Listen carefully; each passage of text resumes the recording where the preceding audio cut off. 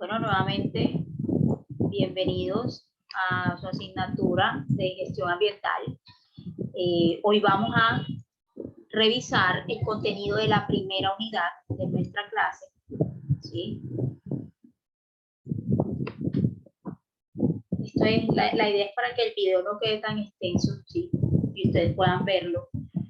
En nuestra asignatura, ya lo estuvimos viendo en el tema de la introducción y generalidades de lo que es la gestión ambiental. Estuvimos revisando la definición y los antecedentes de la gestión ambiental. Vimos el video de los 10 conceptos de la gestión ambiental, o sea, los 10 conceptos que necesitamos previos para poder entender lo que es la gestión ambiental, ¿sí? Vamos a estar revisando lo que es la problemática ambiental en los sectores productivos, los programas de gestión ambiental que se desarrollan dentro de las instituciones y lo que es el impacto ambiental versus la capacidad empresarial. Entonces, para hablar y para definir, para tener esos antecedentes de qué es la gestión ambiental, nosotros podemos decir a grandes rasgos, cuando vemos la palabra gestión, ¿sí? La gestión que busca conseguir recursos, conseguir beneficios, ¿sí? Eso es hacer gestión. Cuando yo necesito algo, ¿sí? Yo lo gestiono, lo busco, ¿verdad? Gestionamos para cosas buenas y para cosas malas también, ¿no? No cabe duda que eso es una realidad. Sin embargo, cuando hablamos de gestión y le ponemos ese apellido que es ambiental, estamos buscando esos recursos y estamos buscando esa manera de nosotros poder contribuir con el ambiente, ¿sí? Y ya dijimos que el ambiente o la parte ambiental es aquella donde nosotros nos desempeñamos, nuestro medio ambiente hace parte de nuestro entorno, ¿sí? Nuestro hábitat, donde nos desarrollamos y convivimos con otras especies, ¿sí? Con otros seres vivos, con otros factores que son factores abióticos y factores bióticos. Entonces, la gestión ambiental es un proceso, ¿sí? No es una sola acción. Cuando hablamos de un proceso, hablamos de diferentes pasos y de diferentes actividades que logran hacer realidad ese proceso, ¿sí? Entonces, hablamos que está envuelto, toma varias herramientas y varios pasos para poderse realizar la gestión ambiental. Entonces, decimos que está orientado a qué? A resolver, ¿sí? Busca alternativas, busca resolver. Mitigar, cuando yo hablo de mitigar es disminuir, ¿sí? Disminuir, pero hacerlo de una forma adecuada, porque yo puedo decir, no, voy a disminuir la población X y pongo un gas lacrimógeno, no sé, o pongo un gas nocivo y ahí disminuye una población. No, aquí es mitigar, es disminuir, pero disminuir de forma correcta y de forma adecuada, ¿sí? Eso es mitigar. Y o prevenir, ¿sí? Siempre los sistemas buscan es prevenir. Como dice el dicho, es mejor prevenir que lamentar. Entonces siempre se busca prevenir. Cuando yo busco prevenir es hacer y realizar las acciones que sean convenientes, ya sea para el sector que sea, pero que busquen ser amigables, en este caso con el medio ambiente. Lograr un desarrollo sostenible, ¿sí? Un desarrollo sostenible. Sostenible quiere decir que a través del tiempo pueden mantenerse las mismas características iniciales. Por ejemplo, estamos hablando de que una población va creciendo, ¿sí? Entonces se construyen más casas.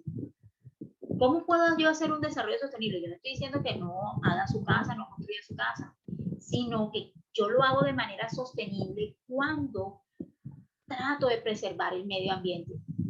Si yo para construir las casas voy a cortar, no sé, diciendo una cosa loca acá, voy a cortar 50 árboles, pero ¿cómo voy a hacer yo para mitigar, ¿sí? Para mitigar ese impacto que está teniendo?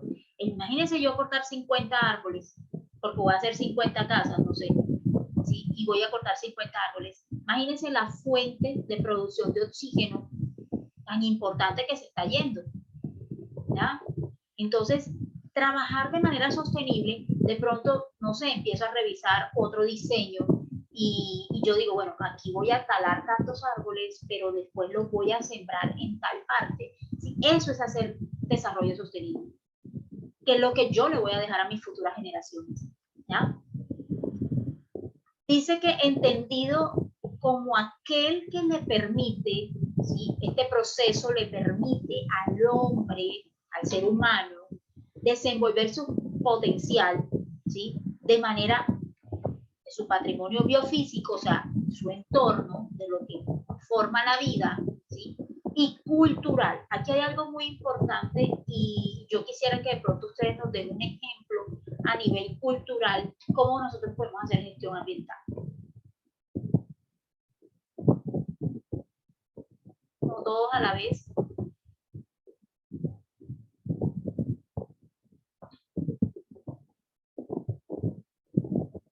Camilo. Camilo Herrera. Un ejemplo a nivel cultural, ¿sí? Donde yo pueda hacer gestión ambiental. Lo que se les ocurra. Reciclando. Sí. ¿Qué más? César. Está en la oficina, César.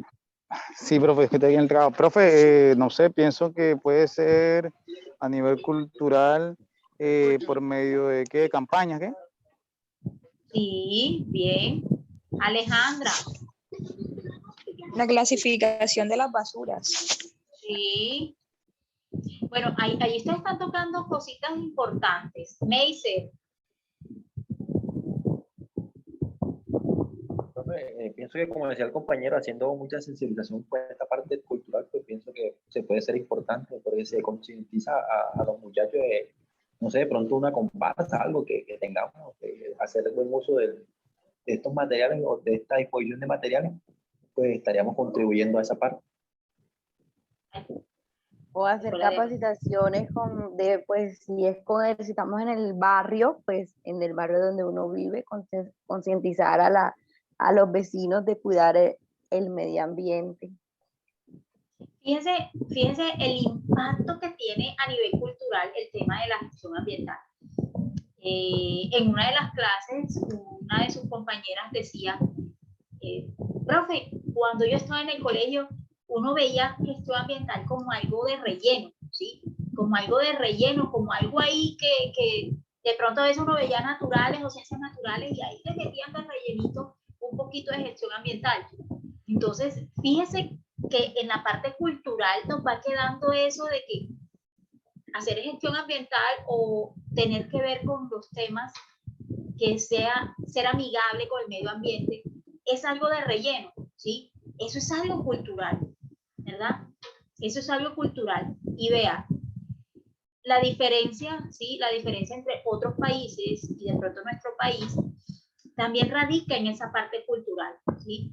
De pronto esa parte de que, entonces uno dice, ay, que la gente en otros países tiene la cultura de recoger las basuras, ¿verdad? O tiene la cultura de arrojar la basura en las canecas, o tiene la cultura de llevar y hacer reciclaje. Entonces, ¿cómo interviene de manera positiva y negativa la parte cultural cuando nosotros queremos hacer gestión ambiental?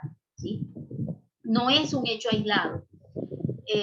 Otro ejemplo así muy claro, ya ustedes lo dijeron, cuando hacen campañas, ¿sí? Pero entonces está la parte cultural. Pasa el camión de la basura los lunes a las 9 de la noche. Pongámosle un ejemplo, ¿sí? Pasa el camión de la basura, pasa entre las 9 y las 10 de la noche, ¿sí? Para no dar una hora exacta, porque ellos jamás son exactos en eso.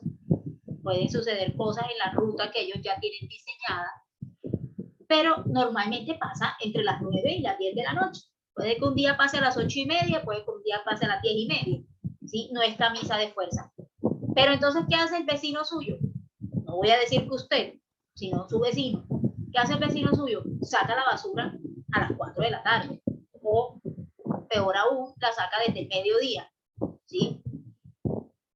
Ahí hay algo que está impactando y es la parte cultural, ¿sí?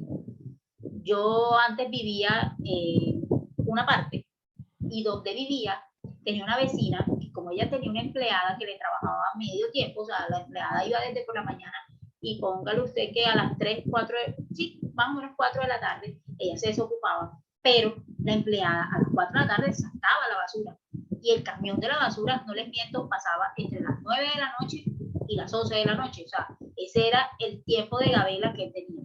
Entonces, la muchacha, la empleada, que hacía todo su aseo, hacía toda su recolección y todos los residuos que manejaban, los ponía en la puerta, ¿sí? Desde las 4 de la tarde, cuando querían ser las 9 de la noche, 10 de la noche, que pasaba el camión de la basura. ¿Qué pasaba ahí? ¿Qué pasaba ahí? Entonces son historias de la vida real. Perros, me imagino. ¿Quién habló? Que llegaba, me imagino, los perros, que son los primeros que llegan. Ajá, ajá. Entonces, ¿qué pasa aquí en la parte cultural? Que a la basura no se le da su disposición final porque llegan los perros a regar toda la basura y todo el mure queda en la calle. Y eso afecta al barrio, tanto al... Afecta a nuestra comunidad. Entonces, fíjese que mis acciones, cómo van a impactar, y eso uno diría, ay, profe, eso es una bobada, ¿sí? Y de verdad es una acción pequeña, pero haciéndola constantemente. Ahora, a mí me daba cosas porque pobre muchacha, al día siguiente encontraba media basura por fuera y volvía, o sea, era como un ciclo, ¿sí me entienden? Era como un ciclo. Entonces cerraba el ciclo, ¿sí? Porque es algo cultural. Y yo decía, caramba, pero en esa casa que no haya nadie que pueda sacar la basura a las 9 de la noche o por lo menos a las 8, ¿sí? Para que no suceda eso. Entonces, nos afecta. Mis acciones, cuando afectan al que está al lado, ¿sí? Genera incomodidad, pero es que aquí de pronto, a mí me molestaba a veces, ¿sí? Pero yo decía, igual con molestarme no gano nada, porque ya es algo a nivel cultural. Entonces, mire que estas acciones o este proceso al que nos llama la gestión ambiental debe garantizar su permanencia en el tiempo y en el espacio, ¿sí? No es algo que usted va a desarrollar un plan de gestión ambiental donde se encuentre, ¿sí? Sino que debe tener y permanecer en el tiempo, no es por el momentico, ¿ya? Ney, está saludándolo. Ney, buenas noches. Buenas noches, profesora. Un placer estar nuevamente con usted en esta asignatura. Y buenas noches a todos mis compañeros. Estoy llegando del trabajo. Ok, no hay problema. Entonces, siguiendo con nuestra definición y los antecedentes de esa gestión ambiental, ¿qué pretende la gestión ambiental? Pretende encontrar respuestas, ¿sí? Si yo tengo un problema puntual, como en el caso que colocamos de la basura, ¿sí? ¿Qué es lo que yo busco? Pues encontrar una respuesta puntual, ¿no? ¿Cuál sería la respuesta? Pues que saquen la basura a otra hora, ¿ya? Esa sería la solución más sencilla, ¿sí? Porque busco encontrar respuestas adecuadas al problema que se me está presentando. Y mire que dice algo y va más allá, y es que es la relación entre la sociedad y la naturaleza o el medio ambiente en que se encuentra. Entonces, fíjese que no solamente yo hago acciones o la gestión ambientales para proteger el medio ambiente, sino que si yo protejo el medio ambiente, protejo a todos los que coexistimos en ese lugar, ¿sí? Y en este caso es nuestra sociedad. ¿Qué hacemos? Pues empezar a rescatar esa parte cultural, ¿sí? Rescatar esa parte cultural que la hacemos generando conocimientos.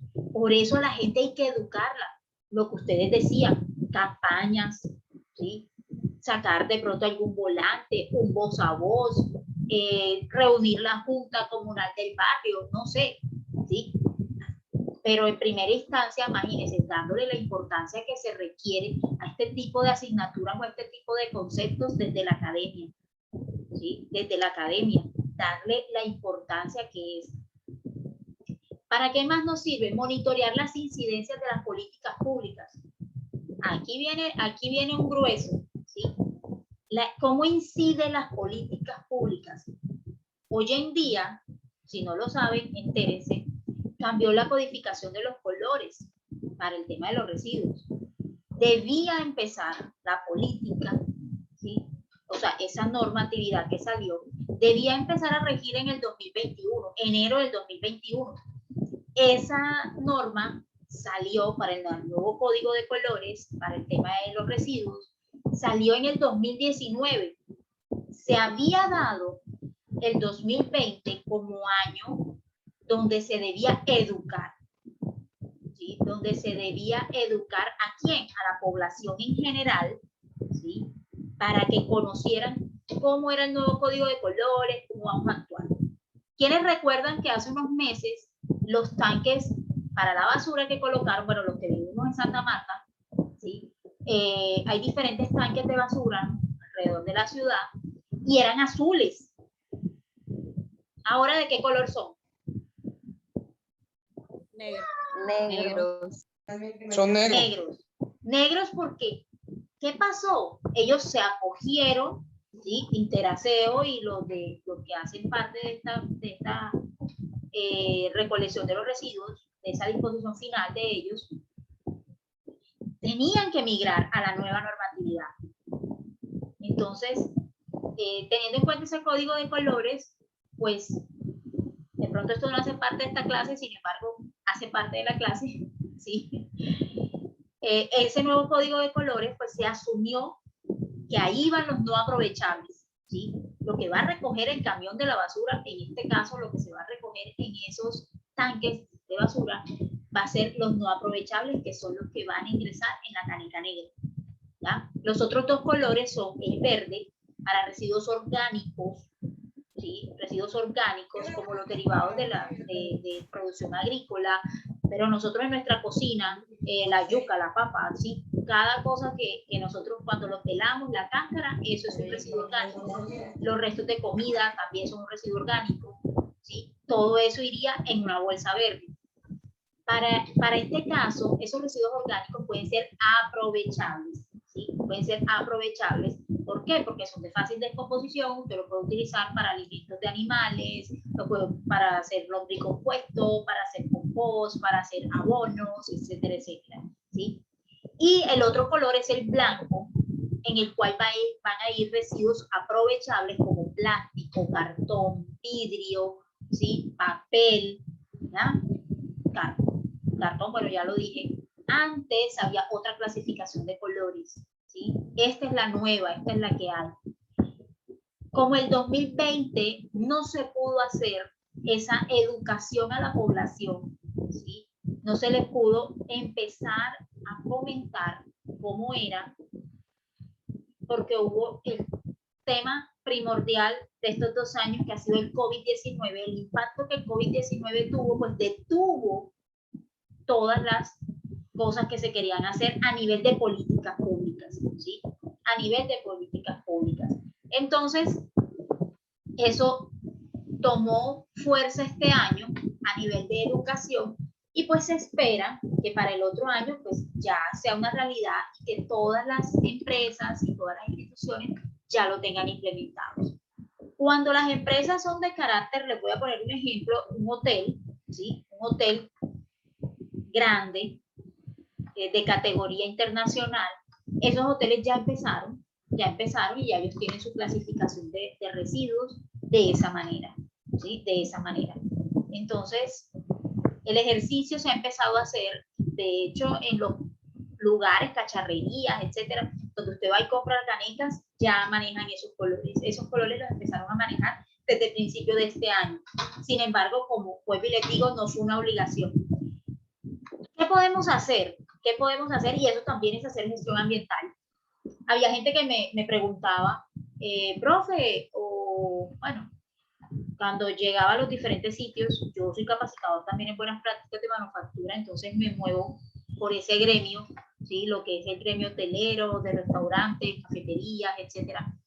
Y cuando anunciábamos este nuevo codificación de colores en cuanto al tema de manejo de residuos, había gente que me preguntaba, oye, pero es que yo abrí el restaurante el año pasado, se metió el rollo del COVID Y ahora tú me vienes a decir, porque yo compré canecas blancas, compré canecas, bueno, la blanca pues la puedes seguir utilizando, compré caneca verde, también la puedes seguir utilizando, pero yo compré la gris, compré la azul, y ahora yo eso no lo voy a utilizar.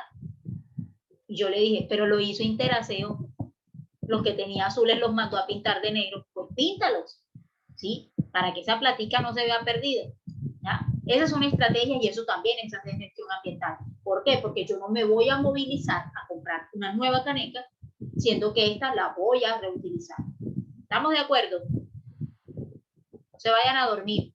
Sí, en mi caso yo lo hice, profe, en la empresa donde trabajo, por hacer eso. Camilo comenta que en la empresa donde él está lo hicieron, ¿sí? Y eso es hacer gestión ambiental, porque es que no te voy a decir, ve y compra, si tus canecas están buenas, ¿sí? Están buenas, eso es hacer gestión ambiental. Entonces, incidencia de una política pública, eso es una política pública, ¿sí?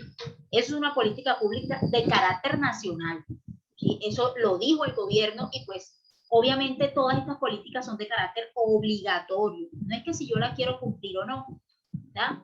Pero vuelve y juega la parte cultural.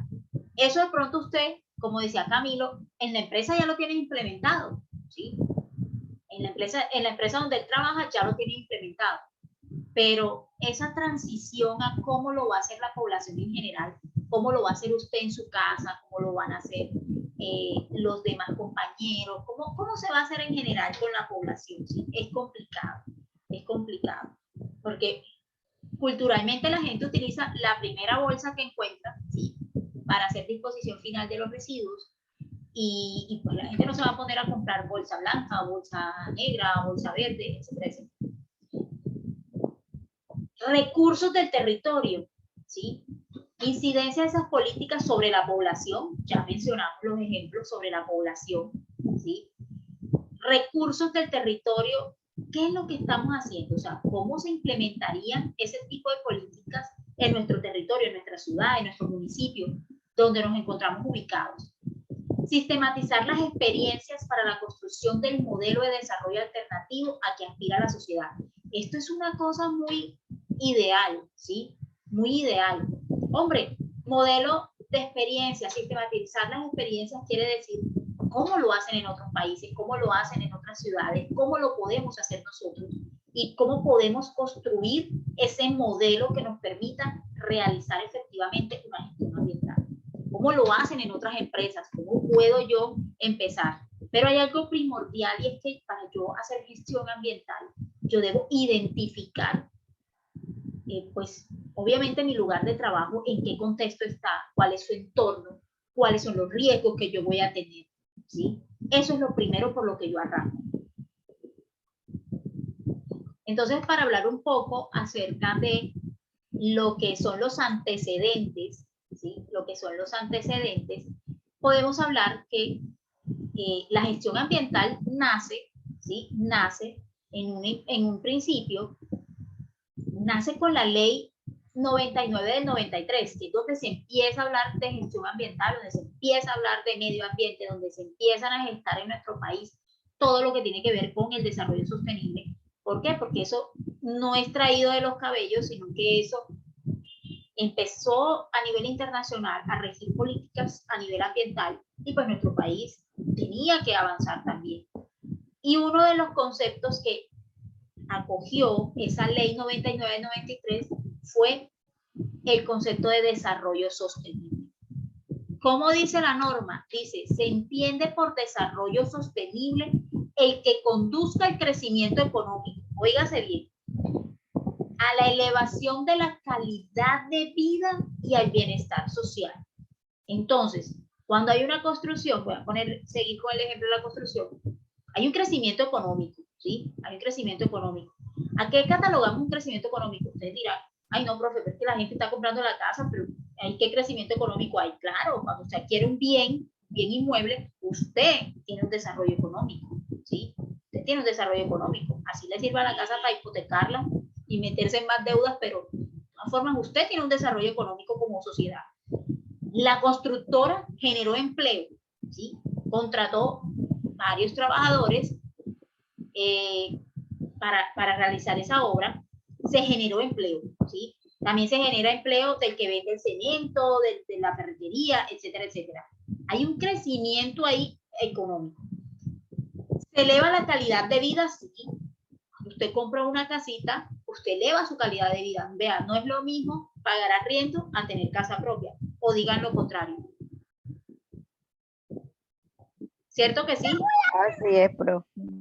Uno prefiere 1.000 veces que le diga, vas a pagar en una cuota de una casa, no sé, 700.000 pesos, y de pronto en un arriendo te pueden gastar 600, pero ya tú dices, no, voy a pagar 100.000 pesos más, pero es mi casa. Eso genera y eleva la calidad de vida. Por ende, el bienestar social, ¿no? Imagínese uno pagando su propia casita, eso genera bienestar, ¿sí? Y ya usted dice, bueno, es mi casa y no me va a doler meterle a la casa, ¿sí? No lo hace cuando vive arrendado. Dice, sin agotar la base de los recursos naturales en que se sustenta. Entonces aquí seguimos con el ejemplo. ¿Qué pasó? ¿Qué pasó con todo eso que de pronto, voy a poner un ejemplo, hicieron un conjunto residencial con casas BIS, con subsidios de vivienda, etcétera, etcétera, pero construyeron, no sé, 5 torres, cada una con 20 apartamentos, y hacen un sinfín de apartamentos. Entonces ya en un lugar o en un territorio determinado donde no había casas, de repente hay 200, 100 familias viviendo ahí, ¿sí? ¿Qué pasó? Generando esa cantidad de CO2 que generamos todos. Imagínense 100 familias conviviendo, donde digamos que mínimo en una familia hay 3, 4 personas. ¿Cuántas personas son? A un lugar donde no había nada. O bueno, no había nada a nivel de construcción, pero sí había un recurso a nivel ambiental, ¿sí? De pronto habían árboles allí, de pronto había, no sé, una flora y una fauna determinante de esa zona. Santa Marta, por ejemplo, pongo el ejemplo de Santa Marta porque yo vivo aquí y la mayoría pues conoce Santa Marta. Entonces Santa Marta es muy característica en tener bosque seco tropical, ¿sí? Bosque seco tropical. Aquí anidan y aparecen especies que no las hay en otras partes, ¿sí? Que no las hay en otras partes. Cuando empezó las construcciones, por eso puse el ejemplo, sin atacar a nadie, pero cuando empezaron todas las construcciones que están desde el puente de Mamatoco hacia la vía Minca, pues ahí se perdió una gran cantidad de ese recurso natural, ¿sí? Hay un desarrollo sostenible, hay que empezar a evaluar qué tan sostenible fue, porque sí hubo un crecimiento económico, está clarísimo, ¿sí? Hubo una elevación de la calidad de vida, pues obvio, toda aquella persona que no tenía su casita, pues compró su apartamento a una cuota cómoda. Vuelvo y repito, es mejor pagar su casita a tener que estar pagando un arriendo. Hay un bienestar social, sí, pero se los dejo ahí. ¿Qué pasó con esos recursos naturales? Eso se ha convertido en una zona donde antes hacía fresco y ahora no mucho, ¿sí? Eso es bosque seco tropical, lo que se encontraba en esa parte. ¿Opiniones acerca de esto? No me dejen sola porque empiezo a abrir micrófonos.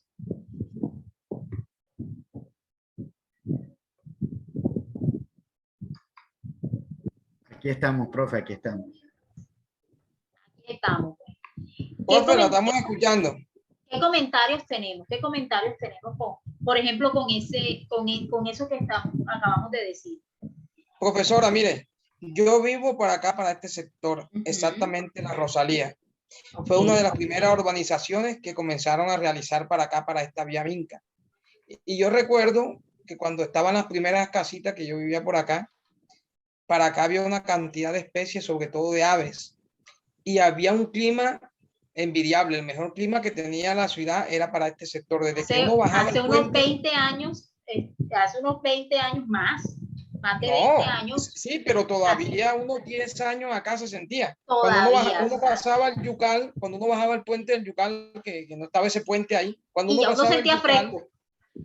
ya uno sentía un clima totalmente distinto. Eran dos climas, el del Yucal hacia allá y el del Yucal hacia acá. Todavía estaban todos los cerros poblados de flora y de fauna, y estaban las mangueras. Las mangueras, como es, era algo que mantenía a este sector con un clima bastante agradable, porque había unas extensiones de mango grandes. Entonces yo digo lo siguiente, siempre que me he cuestionado, el gobierno mandó a hacer las casas de su equidad, ¿cierto? Fueron Listo, 2000 está casas, bien ¿no? que haya un crecimiento económico, pero eso siempre me da vuelta en la cabeza a mí. En otras partes le hubieran dado premio a las firmas arquitectónicas para que diseñaran sobre la flora que ya estaba ahí. Sí había que tumbar árboles de mango, pero la urbanización había que desarrollarla o levantarla sobre la flora que estaba en ese sector. No, tumbaron todo, levantaron moles de cemento y ahora están sembrando arbolitos en los pocos espacios, en las pocas zonas verdes que dejaron. Yo voy a poner un ejemplo y bueno, a mí me gusta poner los ejemplos porque es que de esta forma pues podemos entender mejor, ¿sí? Resulta que hace unos años, estoy hablando de 8 años atrás, ¿sí? 2013 más o menos, sí, 7, 8 años, ustedes saben cuál es la empresa Tequendama, la que hace el aceite acá en Santa Marta, queda detrás del bilingüe, el colegio bilingüe. Entonces, uno llegaba, yo, hace años, 2012, 2013, yo tenía que realizar visitas porque, bueno, yo trabajaba con la Secretaría de Salud y yo visitaba ese tipo de empresas. Entonces, usted llegaba y era agradable entrar por esa zona, lo que era el bilingüe, entrar por ese corredor, llegar a Tequendama. Ahora, bueno, en ese momento no estaba la empresa de biodiesel, luego construyeron la empresa de biodiesel, luego construyeron Zona Franca Las Américas, que da hacia la carretera vía alterna, pero colinda con lo que es la empresa Tequendama. Y lo que decías tú, todo ese montón de árboles frutales, mango más específico, ¿sí? Ahí crecían unos mangos deliciosos. Luego tuve la oportunidad, casi como en el 2016, 2016, 2017, de regresar allá también a hacer una actividad, una visita de inspección también allá a esa empresa. Y mi sorpresa, ¿cuál fue? Todo eso, habían tumbado todos esos árboles, ¿sí? Eran unos mangos grandes, sabrosos, ¿sí? Habían tumbado todos esos árboles porque la zona franca había que expandirla, ¿sí? Y todo eso estaba lleno, era de carros que vienen, que entran al país. Sabemos que Santa Marta tiene un flujo alto de entrada, ¿sí? Por aquí llegan los carros que van a vender los concesionarios en todo el país. Entonces, primero, ¿dónde los dejan? Allí en esa zona franca. Entonces, esa zona franca se expandió tanto que los pobrecitos, ¿quiénes fueron los sacrificados? Entonces, no es solamente que corten los árboles, ¿sí? Cortando, cuando talamos muchos árboles, recordemos, vuelvo y digo, ¿quiénes son los productores de oxígeno? Dentro de la cadena alimentaria están los productores, o dentro de la cadena ecológica también están los productores, y los productores son las plantas, ¿sí? Las plantas producen su propio alimento, pero también producen el oxígeno que nos sirve a las otras especies para sobrevivir. Entonces, aparte que ellos producen su propio alimento, también producen, ¿no? El mango, pues usted se lo va a comer. Y así como se lo come usted, también se lo comen el sinfín de ardillas y el sinfín de animales. O sea, coexisten en ese mismo hábitat todo un ecosistema compuesto por flora, fauna, microorganismos, etc. Todo eso se ve alterado por las acciones que nosotros hacemos. Entonces, la pregunta del millón, ¿esa zona franca fue construida con un desarrollo sostenible? Y miren lo que dice ahí: sin agotar la base de los recursos naturales en que se sustentan, ni deteriorar el medio ambiente o el derecho de las generaciones futuras a utilizarlo o utilizarlo para satisfacer sus propias necesidades. Entonces, el cuestionamiento es, ¿qué le va a dejar usted? Entonces, esto salió en una ley del 93, ¿sí? Podemos decir que ya va casi para 30 años esta ley. Casi 30 años esta ley. En la práctica este concepto adquiere varios matices, claro, ¿sí? Adquiere varios matices. El significado del concepto y le dan la misma aplicabilidad práctica. Entonces, de pronto puede ser eso, que las empresas le dan un matiz diferente, ¿sí? A lo que le vemos nosotros en cuanto a la parte ambiental. Considerando los aportes de la consulta, se podría afirmar que en Colombia, ¿sí? Ya en nuestro país, el desarrollo sostenible, más allá de ser un proyecto de desarrollo y eje de políticas nacionales, se percibe como un reconocimiento de la oferta ambiental del país asociado a la capacidad nacional para ordenar y reglamentar el uso y transformación de la misma. O sea, ¿cómo entendemos esto?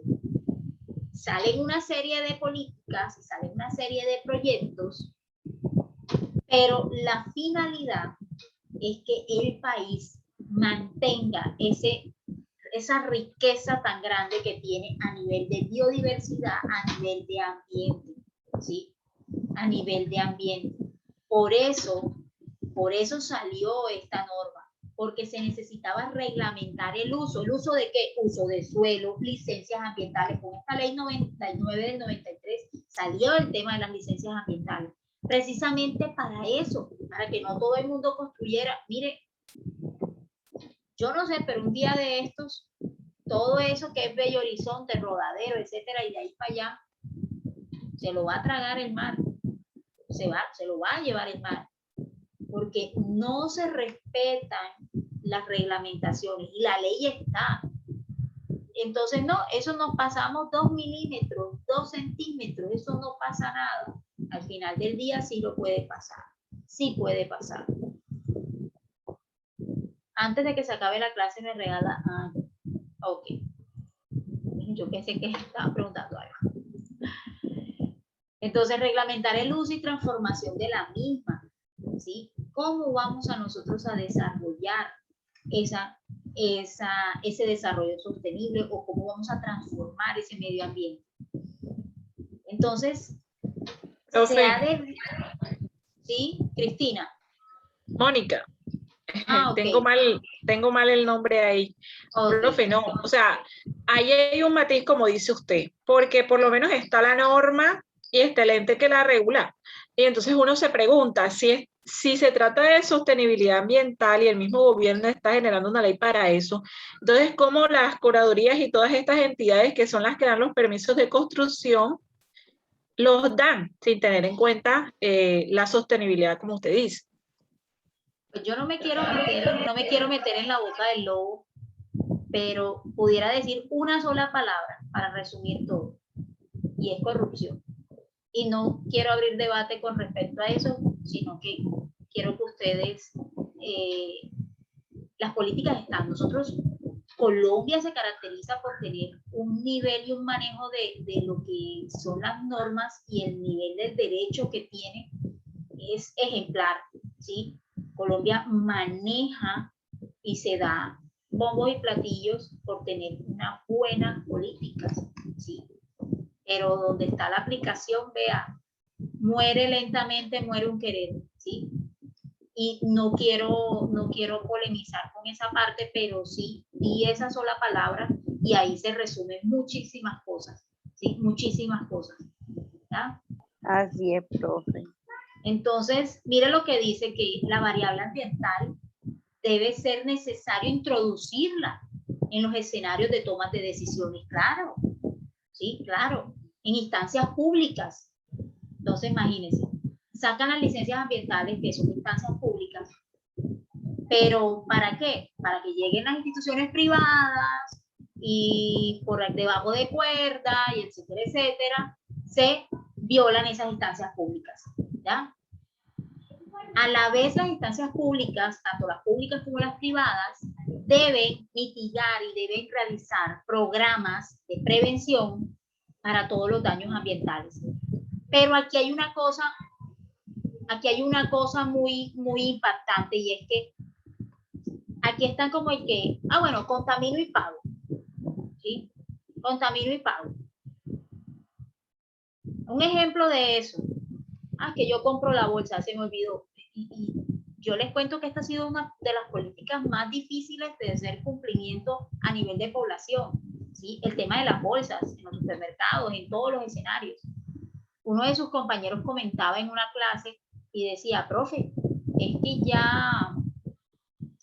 ya salió la política esa que y te dicen en el supermercado, no te puedo vender bolsa, ya no se vende bolsa, ahí hay una caja, coja la caja, o bueno, tendrá que llevarse las cosas en la mano, o compre esta bolsa ecológica entre comillas, o reutilizable, ¿sí?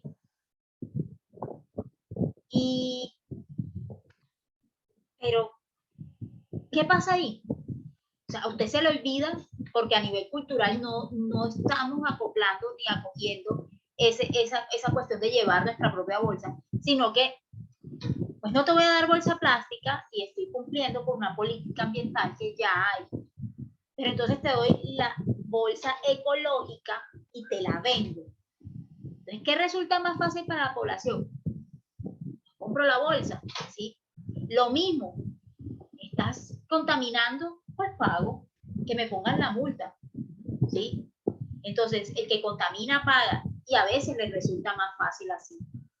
Pero para eso debemos establecer esos sistemas de gestión ambiental o esos programas de gestión ambiental para prevenir. Por eso el concepto lo decía muy claro, y es prevenir y mitigar, ¿ya? Que no nos resulte mejor, no, yo pago. Los problemas ambientales que hoy enfrentamos, ¿sí? ¿Cómo ha sido esa problemática ambiental en el sector productivo? ¿Cómo creen que ha sido eso? O sea, el hombre en su necesidad y en su afán de corresponder a todas las necesidades básicas, pues nuestro mundo se ha vuelto más productivo, ¿sí? La industria para satisfacer el consumismo, ¿ya? Y han hecho modelos de producción y de consumo insostenibles. Caso puntual, el tema de los celulares, la tecnología, ¿sí? Antes usted compraba un computador y el computador le duraba, no sé, 4, 5, 6, 7 años el computador. Ahora usted compra un computador y computador que se respete a los 3 años le está sacando la mano. ¿O me equivoco? Con el tema de los celulares es peor todavía, ¿sí? Usted compra un celular y antes tenía un celular y, mejor dicho, se aburría uno de tener el mismo celular. Pero el celular ahí dando lidia 1, 2, 3, 4 años, ¿sí? Ahora no. Ahora, con ese tema de las actualizaciones, ¿sí? Actualiza el sistema. Si son los Android, mejor dicho, empieza a actualizar el sistema. Cuando usted deja de actualizar el sistema, pues entonces ya no le deja bajar aplicaciones, el WhatsApp ya no es el mismo, el Instagram, etcétera, etcétera. El YouTube, entonces ya te pide otra cosa, ¿sí? Eso es el consumismo. ¿A dónde van a parar tanta pila de celular? ¿A dónde va a parar tanta pila y tanto computador? Los cargadores, ¿sí? Eso es hacer modelos de producción y de consumo que sean insostenibles. ¿Qué es lo que pasa? Se pone en riesgo y en peligro la base de los recursos naturales, obvio, ¿sí? Obvio. ¿Qué es lo que pasa allí? Ponemos en riesgo la subsistencia, o sea, se está poniendo en riesgo. Eso es lo que sucede cuando hay una problemática ambiental versus el crecimiento, ¿sí? Y el desarrollo que se ha tenido. Países como la India, China, por eso es que usted ve tanta cosa, ¿sí? Indonesia, todos estos países que pertenecen a Asia, que donde la mano de obra es muchísimo más económica. En esos países usted ve cómo hay afectación a los recursos naturales, cómo hay producciones insostenibles, ¿sí?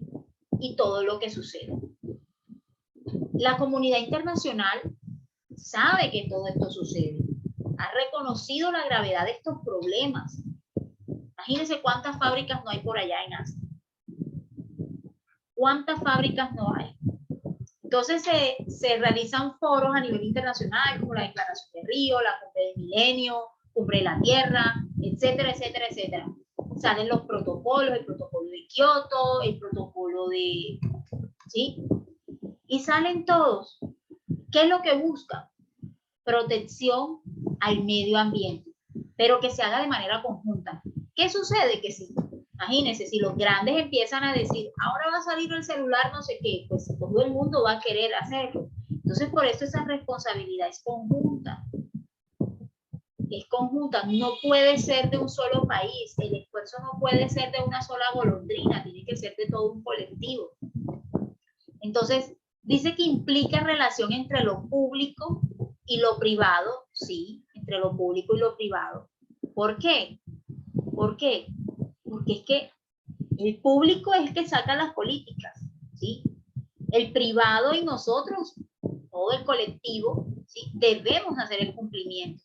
Entonces hay que hacer una modificación a nivel de los patrones de producción, ¿sí? A nivel de lo que se está creando para que no solamente los países desarrollados, sino todos los países, ¿sí? Así seamos los que estamos en vía de desarrollo, empecemos a modificar esa parte de producción. Y aquí aparece un concepto que conocemos como producción más limpia, pero más adelante vamos a estar hablando de ese concepto. Entonces, principales problemas a nivel ambiental, ¿sí? A nivel ambiental. Hay tres grandes, yo hice de pronto este resumen de estos tres grandes, hay muchos más, ¿sí? El calentamiento global que envuelve muchos de los impactos negativos al medio ambiente. ¿Qué es el calentamiento global? A ver qué recuerdan de la vez pasada que vimos que era el calentamiento global. Alejandra. Profe, el recalentamiento global me dijo, calentamiento global. Pues puede ser, pues como no estamos cuidando el medio ambiente, la atmósfera se está desgastando y pienso que el sol no nos ataca más aquí pues, a la tierra. Jason, ¿qué comentario tienes acerca del calentamiento global? Bueno, profe, tengo entendido que eso es por los gases de efecto invernadero. Entonces, por ejemplo, las quemas, aplicación de fertilizantes, de agroquímicos, el estiércol incluso del ganado que generan bastantes gases invernaderos, pues son los que se encargan de, digamos, taponar la atmósfera y no permitir que el aire caliente pues salga. Por lo tanto, hay un recalentamiento y es lo que llamamos calentamiento global. Correcto. Vanessa, entonces el cambio climático, ¿qué sería?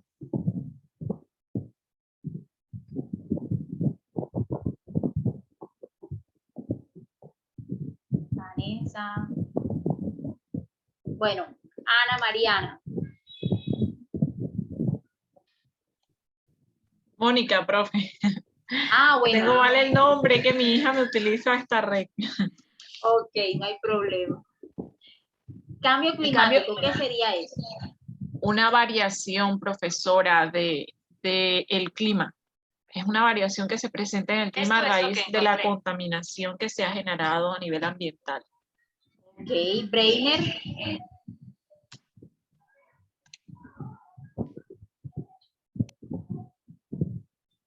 Breiner.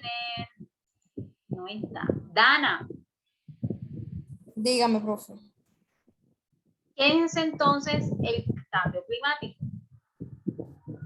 Pues creería que son todos los estados que sufre la atmósfera y en los que vemos reflejado pues lluvia, altas temperaturas, en otras ocasiones nevadas que no son, digamos que ya previstas o que sea el estado invernal que tengan en ese tiempo.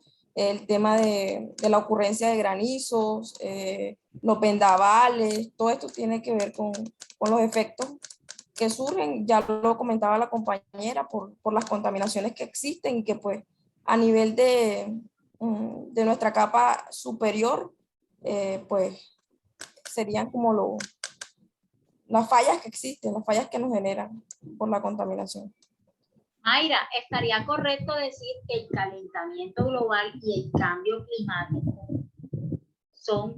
se dan en conjunto? Pues yo pienso que sí, el uno depende del otro, por así, o se desarrolla del otro. El cambio climático genera los mismos efectos en las personas, los mismos enfermedades, los mismos daños al ambiente. De la misma manera. Gracias a los seres humanos. Total. Sí, eso sí. El mayor depredador y el mayor contaminante se llama el ser humano. Sí. Paula, ¿qué pasaría si se cambia en 1 grado, nada más en 1 grado? Nada más en 1 grado se cambiaría la temperatura global. ¿Qué pasaría?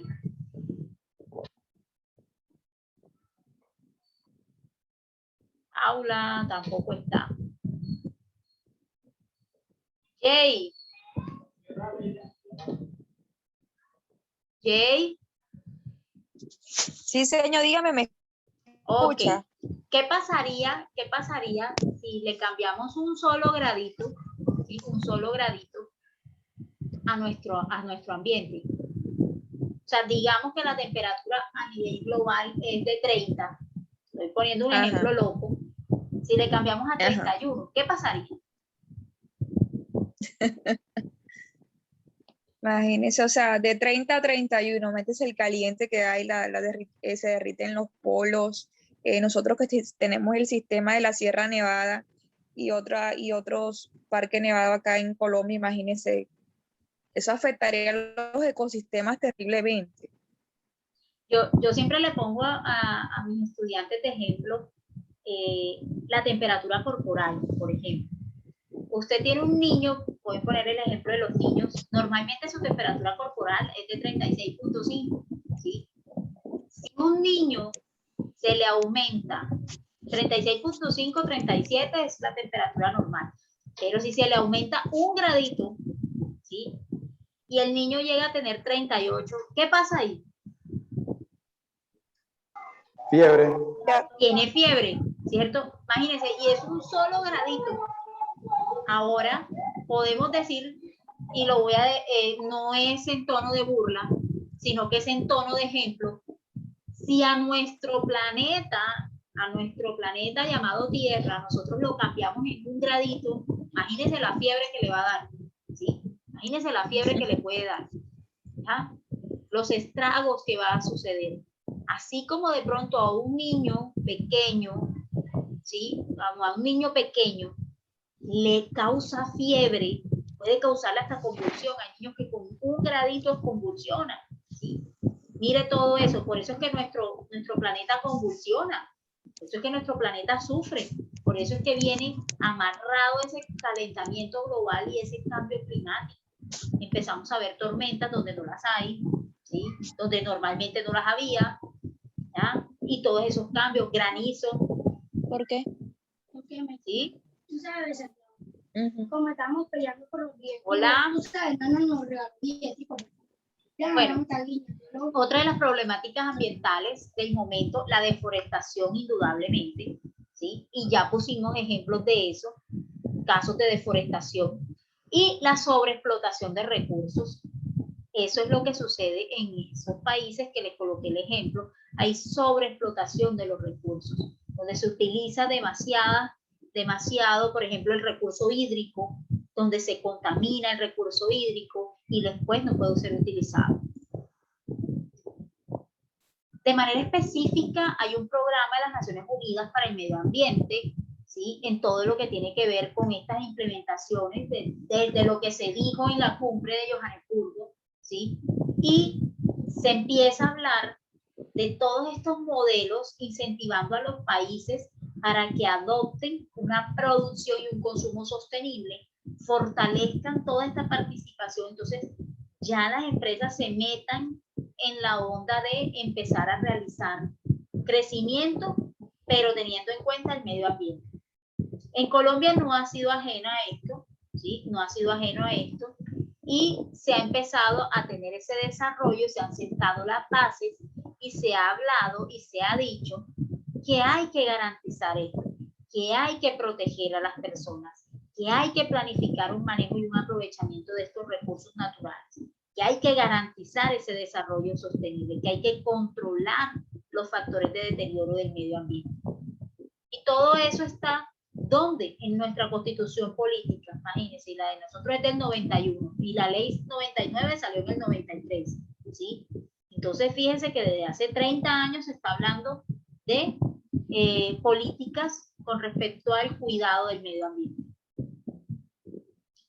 Hablamos de esta política ambiental y ya dijimos que tenía sus orígenes en la ley 99-93, que la creó el ministerio para ordenar todo lo que tenía que ver con la conservación del medio ambiente, ¿sí? Y de pronto por eso se dio los inicios de una manera incipiente en cuanto a estos temas de gestión ambiental. Se empezó a tratar de educar a la población a través de cátedras que se armaran de gestión ambiental, de medio ambiente, etcétera, porque es una tarea conjunta, tanto en el gobierno como con la comunidad, sector privado, todos los sectores somos actores, ¿sí?, de que se cumplan estas políticas de medio ambiente, ¿ya? ¿En cabeza de quién? Del ministerio. Aquí tenemos un ejemplo de lo que sería la declaración de una política ambiental bajo un marco de sistema de gestión ambiental en una empresa, ¿sí?, donde nosotros podemos decir, primero miren lo que dice, algo interesante acá, él dice, conozcamos y apropiémonos de nuestra política ambiental. Y una de las fallas más grandes que hay en la implementación de los sistemas es la apropiación, ¿sí? Una verdadera implementación de un sistema. Hacer una verdadera implementación de un sistema es llevarlo a la práctica. El papel, vea, aguanta todo. El papel aguanta todo. Y usted hace las revisiones en las empresas y pregunta y dice, ah, no, sí, ¿tienen política ambiental? Sí, ahí está pegada en la pared. ¿La viste? ¿Ya? Pero no es solo verla, no es solo tenerla pegada ahí. Por eso me pareció interesante este ejemplo que utilizó el Hospital Infantil Universitario de San José, que decía, conozcamos y apropiemos nuestra política ambiental. Ojo, la política ambiental se desarrolla con las características que ya hemos identificado dentro de la compañía, dentro, en este caso, del hospital, ¿sí?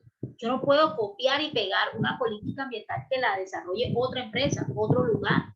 Yo tengo primero que revisar cuál es mi entorno, ¿sí? Entonces ellos en su política dicen que para proteger los recursos naturales, para promover la conservación de un ambiente saludable y propicio para la vida de las comunidades actuales y futuras, programas de capacitación, sensibilización, o sea, se van más allá, manejo adecuado de los recursos generados, uso racional del agua, la energía, continuidad de los programas de responsabilidad social empresarial, compras verdes, ¿sí? Entonces lo clasifican y lo colocan de esta forma para que la gente pueda apropiar verdaderamente el concepto, ¿sí?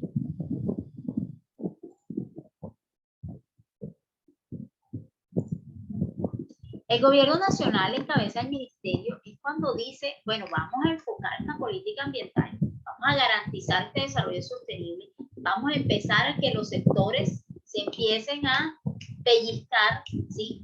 Pero siempre va a haber un factor y es que hay poblaciones más vulnerables, hay poblaciones más vulnerables, hay poblaciones más susceptibles a que, bueno, por sí o por no desarrollen este tema, ¿ya?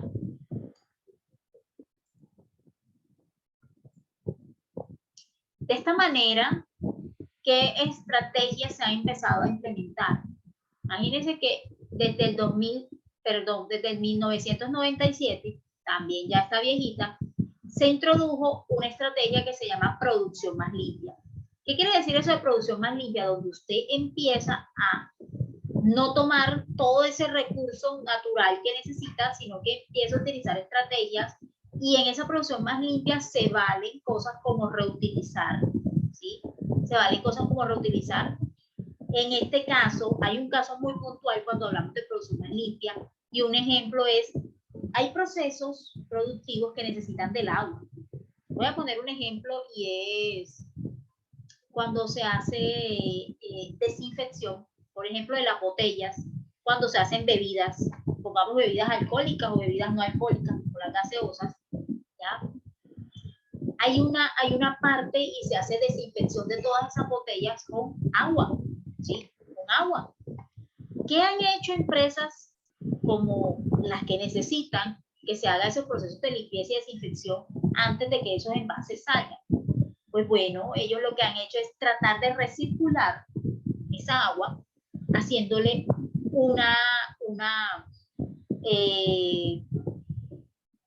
haciéndole un tratamiento a esa agua para que esa agua pueda volver a utilizarse, o se hace un tratamiento para que pueda servir esa agua para áreas comunes, para el uso en baños, etcétera. Eso es hacer producción más limpia, ¿sí? Es asegurar y garantizar que ese modelo, a pesar de que la producción lo necesita gran cantidad de agua, pero yo estoy trabajando y estoy reduciendo esa cantidad que estoy tomando del recurso hídrico como tal, sino que yo estoy haciendo eso, un tratamiento y recirculando el agua para poder hacer más efectivo mi proceso, ¿sí? Así disminuyo el riesgo y el impacto que va a tener eso al ambiente y también a la salud humana, ¿sí? También a la salud humana.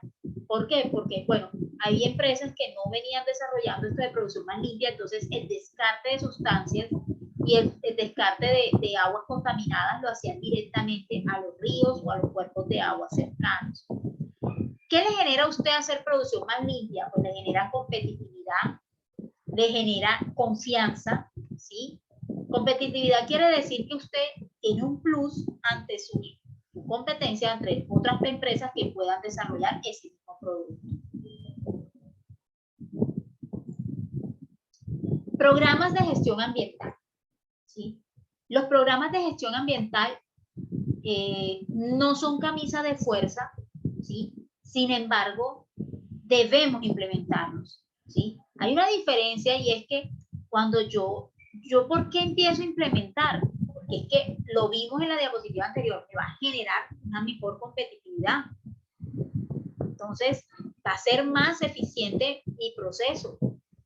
Me puede generar ventajas a nivel de reducción de impuestos, ¿sí? Entonces, yo por eso desarrollo programas de gestión ambiental donde me encuentro. ¿Qué es eso? ¿Para qué me sirve a mí un programa de gestión ambiental? ¿Sí? Es una de las estrategias o de la fórmula para conseguir objetivos y metas. ¿Cómo cumplo yo?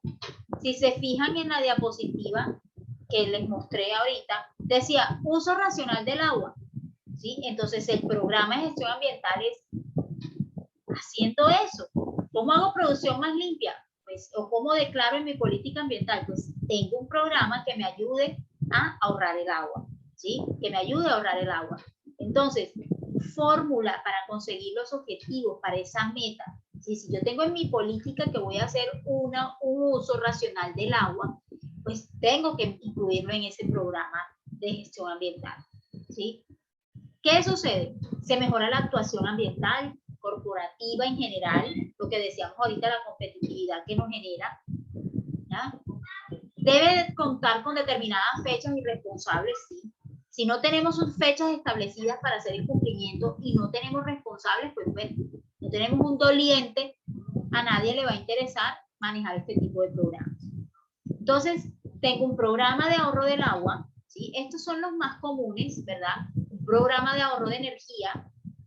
¿Qué sucede cuando usted, pues, imagínese trabajando en una empresa que llegan los empleados antesito de 8 y ya antesito de 8 pues están prendidos todos los aires acondicionados, las luces, etcétera, y dejarlo así todo el día hasta el día siguiente? No, yo debo hacer un programa de ahorro de energía donde desconecto o reviso si tengo estabilizadores de voltaje, pues apago, ¿sí? Pero yo debo ahorrar la energía, así como voy a ahorrar el agua.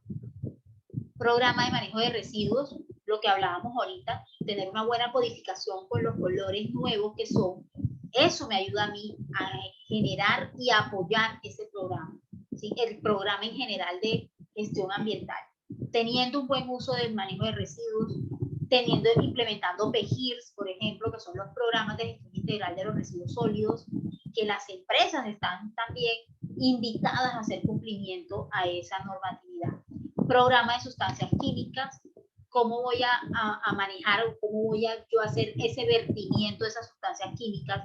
No puedo verterlas directamente al alcantarillado, sino que debo hacerle una inactivación previa para que no le vaya a hacer daño a la salud humana de la población, ¿sí?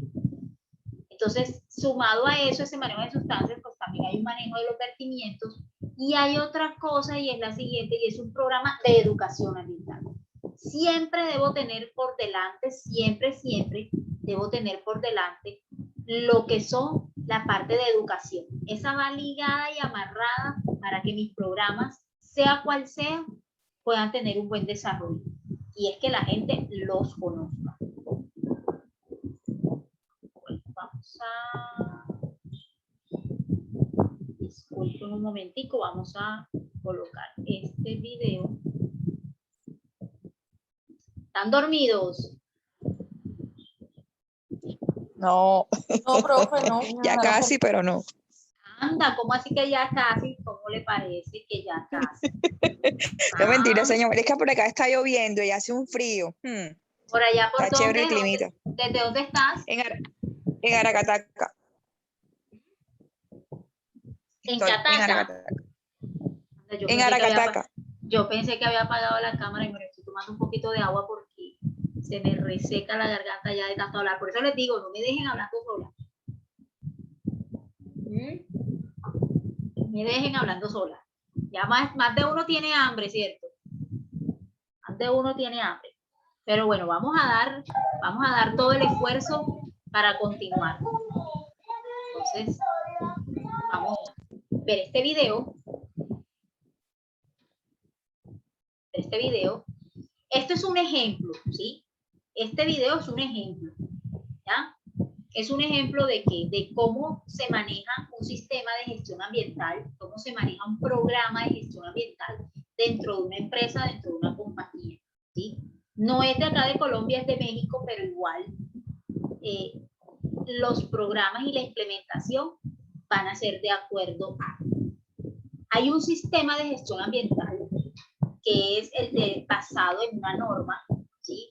Eso también lo vamos a ver un poco más adelante en la 14001, que es la que nos da a nosotros la guía y las pautas. Las empresas no están obligadas a a certificarse con este tipo de normas. Sin embargo, el que usted las empiece a implementar, en que usted revise la normatividad y acoja e implemente lo que la norma dice, le da ese valor agregado a su compañía.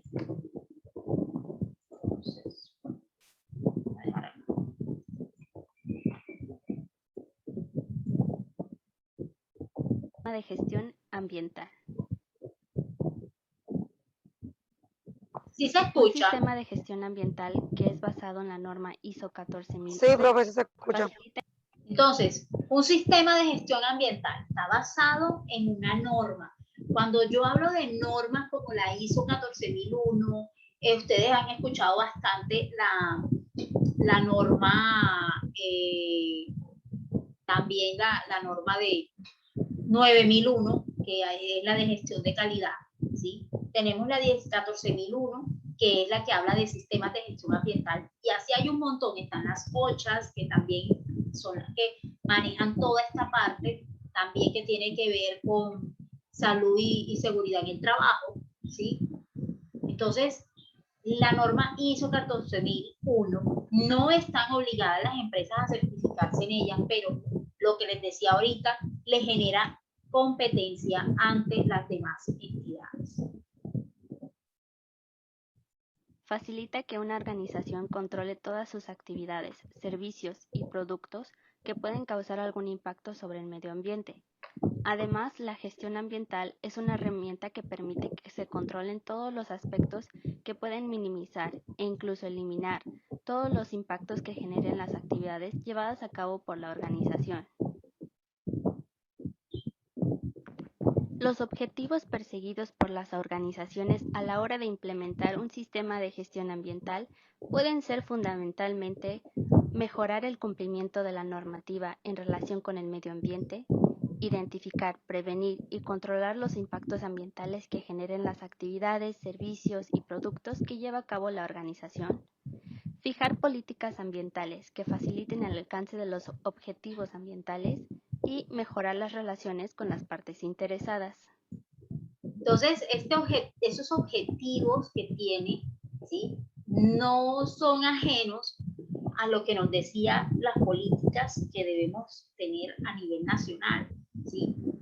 Primero, cumplimiento de una normatividad, identificar esos impactos que estoy generando yo como empresa, fijar una política ambiental, que fue lo que vimos ahorita, y mejorar. Aquí se muestra el organigrama que se conforma por el subcomité del Sistema de Gestión Ambiental del CENIDET. Vuelvo y le digo, eso es un ejemplo, usted genera ese organigrama dependiendo las acciones que vaya a hacer en la compañía donde usted esté. A continuación, se mencionan algunas políticas ambientales que promociona el mismo TEC-NM. 1. Implementar y orientar todos sus procesos estratégicos del proceso educativo hacia la calidad del servicio y respeto del medio ambiente. 2. Promover en su personal, estudiantes y partes interesadas la prevención de la contaminación y el uso racional de los recursos. 3. La implementación, operación y mejora continua de un sistema de gestión ambiental conforme a la norma ISO 14001. Y por último, coadyuvar a la conformación de una sociedad justa y humana con una perspectiva de sustentabilidad y ser uno de los pilares fundamentales del desarrollo sostenido y sustentable. En estos tiempos de pandemia, se han tomado una serie de medidas para poder evitar contagios. Una de ellas es usar siempre cubrebocas. Después de su uso adecuado, el cubrebocas es considerado un residuo riesgoso infeccioso y debemos desecharlos de la manera correcta para evitar más contagio. El proceso es el siguiente. La primera recomendación sería lavarte las manos antes de quitarte el cubrebocas, retirarlo sin tocar la parte que cubre la boca y la nariz. A continuación se recomienda rociar con alcohol el cubrebocas y destruirlo si es posible con unas tijeras para evitar que sea reutilizado. El tercer y más importante paso es tirar el cubrebocas en la basura de residuos no aprovechables o en la de residuos de riesgo. Por último, te recomendamos volver a lavar tus manos una vez que hayas terminado este proceso. Además de... Mire, algo interesante. ¿Se durmieron? Algo interesante que se acogió dentro de ese sistema de gestión ambiental. O sea, nuestros sistemas, por eso se llaman así, sistemas. Los sistemas son dinámicos, los sistemas son con mejora continua, ¿sí? Entonces, pasó lo del tema del COVID-19. ¿Qué pasó ahí? ¿Qué hizo la empresa?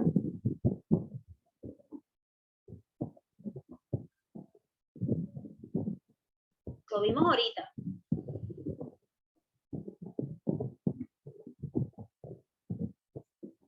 COVID-19.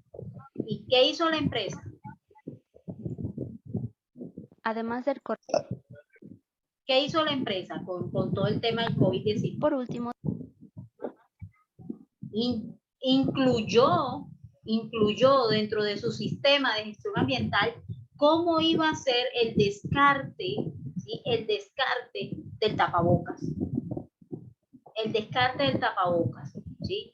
Esto se vio mucho el año pasado, ¿sí? El año pasado, donde, bueno, ahora ya la gente tomó otra conciencia y empezó, no, bueno, tengo que hacer esto con el tapabocas, etcétera, etcétera, pero antes no se hacía. Entonces, es importante tenerlo incluido dentro de nuestro programa de gestión ambiental, porque, o de los programas que podamos tener, o de las acciones a nivel ambiental que vamos a definir en donde nos encontremos, qué es lo que vamos a hacer, ¿sí? Por eso es que los sistemas deben ser continuos, deben ser enfocados a la mejora continua siempre.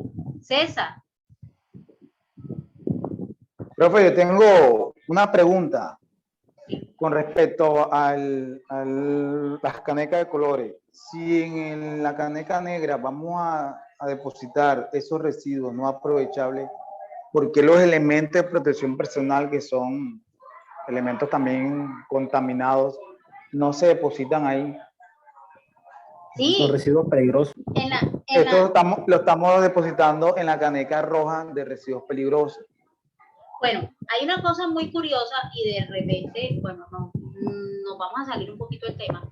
Hay una cosa muy curiosa y es que los residuos a nivel biológico son aquellos los que son generados en instituciones de salud.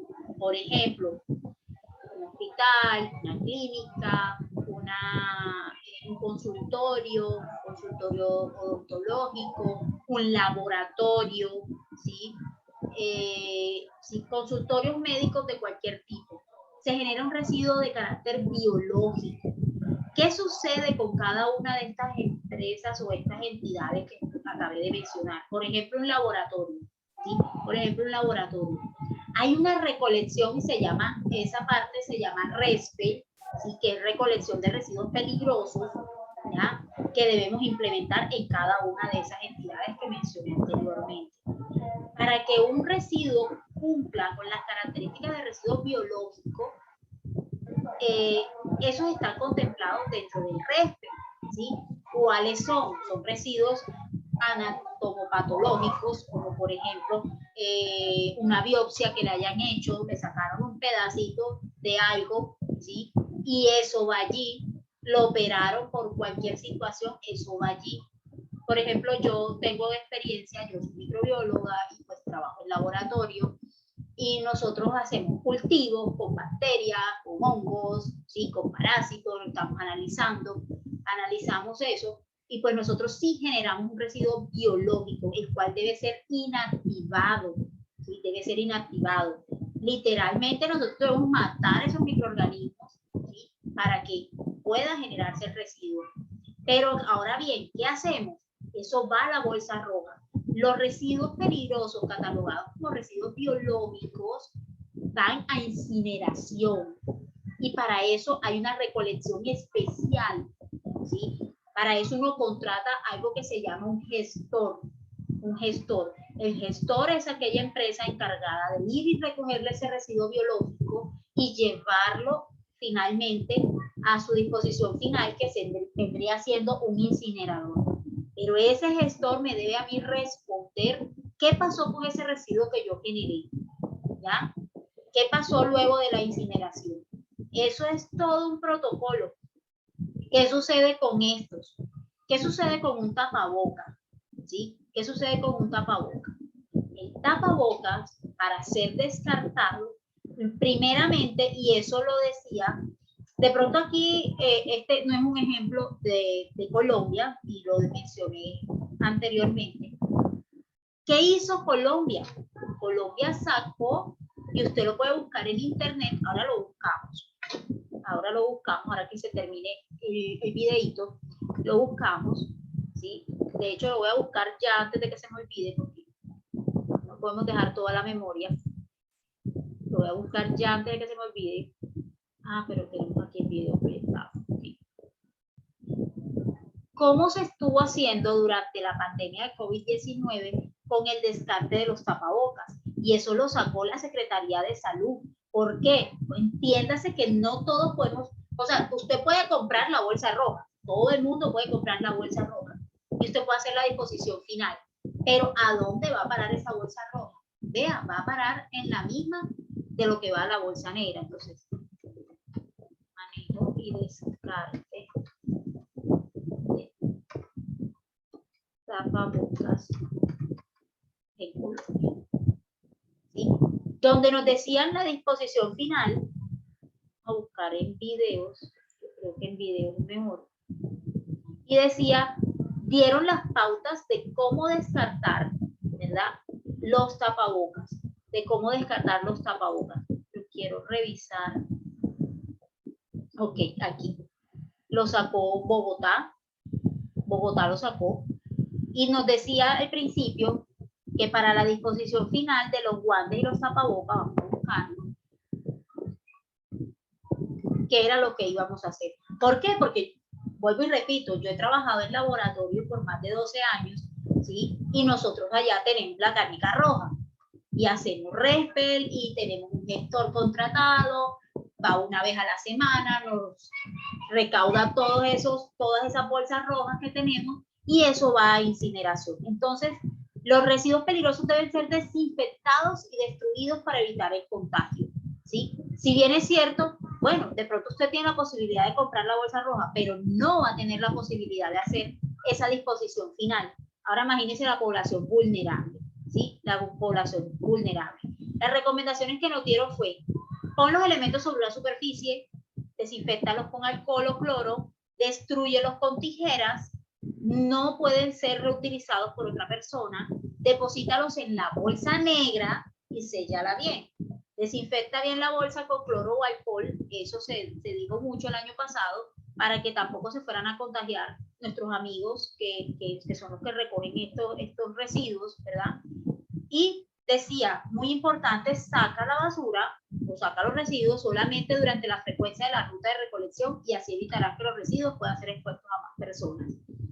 Esta es la característica general que hay aquí en Colombia. ¿Por qué les digo? Porque es que ya teniendo en cuenta cómo va a ser la disposición final de los residuos peligrosos, en este caso los de biológicos, no todo el mundo, ¿quién va a tener para contratar un gestor? ¿Sí? ¿Quién va a tener para contratar un gestor? Además, nosotros no generamos un residuo, una cantidad suficiente como para hacer eso. ¿Qué pasa con el papel del baño? ¿Qué pasa con el papel higiénico? Los sanitarios están diseñados para que el papel higiénico se deposite allí. Si no sabían eso, pues entérese. Por eso el papel higiénico se degrada, ¿sí? Se degrada. Y es precisamente por eso, para que pueda ir al alcantarillado, ¿ya? Eso va a ir ahí y se va a degradar. Entonces, siendo así, ¿qué es lo que cuál sería el residuo de pronto que se genera? Los pañales desechables, las toallas sanitarias, los pañitos húmedos, ya eso sí serían, porque eso sí no se pueden depositar en el inodoro, ¿ya? No sé si quedó clara lo que me estabas preguntando, porque es que sí, eso es debatible. De hecho, autoridades sanitarias pidiéndole a la gente, vuelvo y les repito, yo trabajo también con restaurantes y todo el sector alimentario, el sector turístico, porque soy capacitadora en buenas prácticas de manufactura. Entonces, un día llegué a un restaurante y la niña tenía en el baño una canica roja. Yo le pregunté, bueno, ¿por qué tienes esa canica roja? No, porque es que aquí vino y me visitó el DATSA, que es la autoridad sanitaria aquí en Santa Marta. Dice, me visitó el DATSA y me dijo que tenía que tener canica roja en el baño. Desafortunadamente, a veces hay desconocimientos hasta de la misma autoridad. ¿Cómo le voy a exigir yo a ella eso? ¿Sí? ¿Cómo le voy a exigir yo que tenga en el baño una canica roja? Yo le dije, para que la bolsa roja se vaya igualito dentro del camión de la basura. ¿Qué pasa cuando el residuo biológico va a terminar? Estoy poniendo ejemplo, un residuo biológico que son los que van en bolsa roja, como por ejemplo restos de placentas, que son de una clínica, ¿sí? Imagínense eso yendo a parar, o restos de un laboratorio, gasas contaminadas. Yo, por ejemplo, que con torundas de algodón o con torundas de gasa hago la limpieza y desinfección de las cabinas de bioseguridad de trabajo o de los mesones donde estoy, ¿sí? Descarto puntas y ciertas cosas que necesito en el laboratorio. Entonces, una de esas bolsas vaya a parar al relleno sanitario, ¿sí? Y eso sí es peligroso. Eso sí es peligroso. Por eso nosotros, las instituciones que estamos a nivel de salud, nos estamos obligados a, dentro de nuestro programa, se llama PEJIRASA, ¿sí? No se llama, o sea, es un mismo PEJIR, pero es para las instituciones de prestación de servicios en salud, ¿sí? O de cualquiera, ¿sí? Que tenga que ver con la salud, por eso se llama PEGIRASA, ¿sí? Ahí en ese PEGIRASA, pues yo contrato a la empresa, al gestor, yo vendría siendo el generador del residuo y ellos los que nos lo van a recoger porque eso va para incineración, vuelvo y repito, ¿ya? Entonces, yo le decía a la señora del restaurante, pero si usted esa bolsa roja, ¿dónde la va a tirar? No, que la recojan ahí en el camión de la basura, igualito que con la bolsa verde, con la bolsa negra. Hay desconocimiento, pero ese desconocimiento no debe ser ajeno para nosotros porque nosotros debemos tener formación en todos estos temas. Por eso es que vemos estas asignaturas, para que eso no nos pase a nosotros. No sé si antes de continuar con el video quedó claro para todos, no solamente para el compañero que hizo la pregunta. Señora. Sí, profe, sí. ¿De acuerdo o en desacuerdo? Acuerdo total, y como aporte también podría decirle al compañero de que por qué los EPP, que también son de uso personal, no se disponen en canecas rojas. Por ejemplo, unos guantes no tienen ningún fluido corporal, por lo tanto no son considerados, a no ser que estén impregnados de grasa o aceite, no se considerarían como residuos peligrosos. Pero, por ejemplo, unos auditivos de inserción sí se considerarían residuos peligrosos. Los tapabocas que reciben todo el tema del fluido también se considerarían residuos peligrosos. Entonces, ahí como aporte al compañero que le hizo la pregunta. Pero fíjese, Bueno, fíjese lo que coloqué a nivel de Secretaría de Salud de acá de Colombia, ¿sí? De acá de Colombia. ¿Se consideraba un residuo peligroso? No, no se consideraba un residuo peligroso. ¿Por qué? ¿Por qué? Porque es que el virus no muere, porque el virus no es vivo. El virus se destruye utilizando hipoclorito o alcohol, ¿sí? Utilizando hipoclorito o alcohol. Si yo utilizo hipoclorito o alcohol, por eso decía, coloque el tapabocas, bueno, decía que lo colocara en una superficie, sin necesidad de colocarlo en una superficie, usted puede rociar alcohol, ¿sí? Del que tenga en la casa, o puede rociar hipoclorito, y allí va a destruir la molécula, ¿sí? Del virus, ¿ya? El virus se llama SARS-CoV-2, entonces usted haría la destrucción de esa molécula, ¿sí? Después lo rompe. ¿Para qué lo corta? ¿Sí? Lo corta es para que otra persona no se lo vuelva a poner. Y eso usted lo agrega en la basura y ya eso no le hace ni coquilla. Entonces ya no se convierte en un residuo peligroso. ¿Por qué? Porque el virus, ¿sí? El virus se destruye utilizando alcohol y utilizando hipoclorito, ¿ya? Caso diferente en materiales que son de laboratorio, materiales que son de las clínicas, ¿ya? Lo mismo pudiera suceder para dispositivos auditivos que mencionaste tú ahora, ¿sí? También el descarte pudiera ser de la misma forma, utilizando hipoclorito o alcohol, ¿ya? De hecho, en laboratorio, y pongo el ejemplo en laboratorio porque es mi campo de desempeño, y a nivel, bueno, yo soy microbióloga de profesión, entonces puedo decir que nosotros, una de las funciones de nosotros es primero desactivar, ¿sí? Desactivar. ¿Cómo hago esa desactivación? Pues con hipoclorito. Así de simple. A nivel de laboratorio, pues nosotros desactivamos o con hipoclorito o con alcohol todo lo que vamos a utilizar, ¿sí? Todo lo que vamos a utilizar, ¿ya? Incluso lo hacemos así se vaya en bolsa roja, ¿sí? Así se vaya en bolsa roja, ¿ya? Espero que esto haya quedado claro porque sí es una de las dudas más comunes que tenemos todos, porque siempre tenemos la tendencia a pensar en que el tapabocas genera un residuo de tipo biológico y va en la bolsa roja.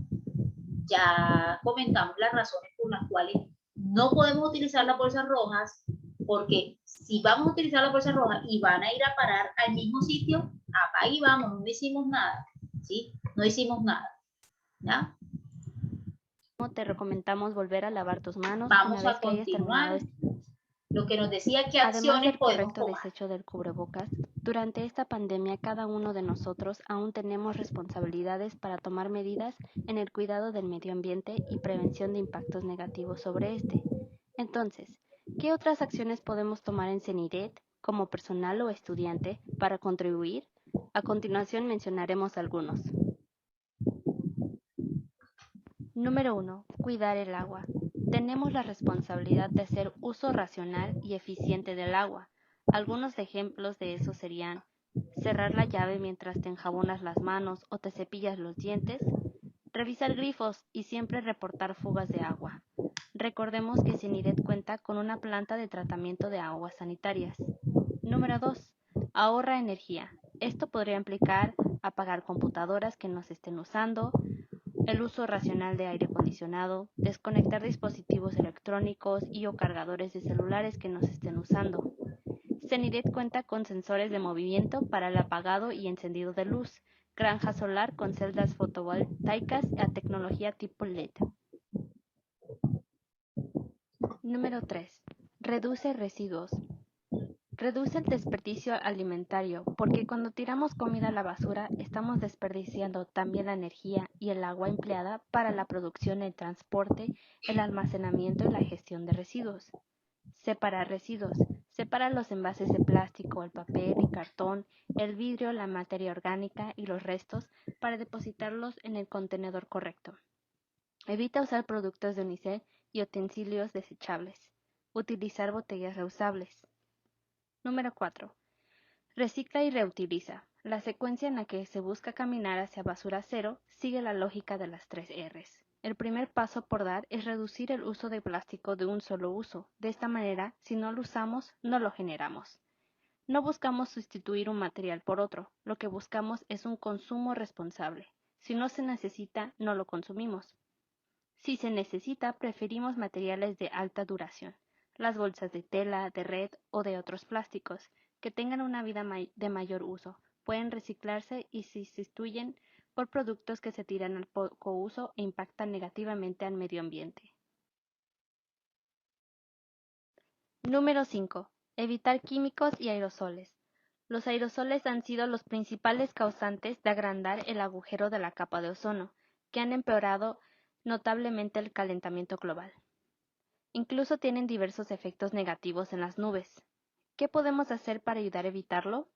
Se pueden buscar alternativas de productos más naturales. Los envases de aerosoles son contenedores de líquidos presurados, los cuales no se descargan totalmente durante el uso habitual, por lo que se necesita un manejo adecuado para la destrucción. Número 6. Elimina bolsas plásticas. Rechaza todo aquello que no necesitas, por ejemplo popotes, botellas de agua, bolsas de plástico, entre otros artículos desechables. Intenta siempre buscar alternativas reutilizables o lavables. Número 7. Como instituto que genera bastante documento físico, es nuestro deber tomar responsabilidad en el consumo de papel. Asegura solo imprimir lo necesario. Guarda papel que pueda ser reciclado.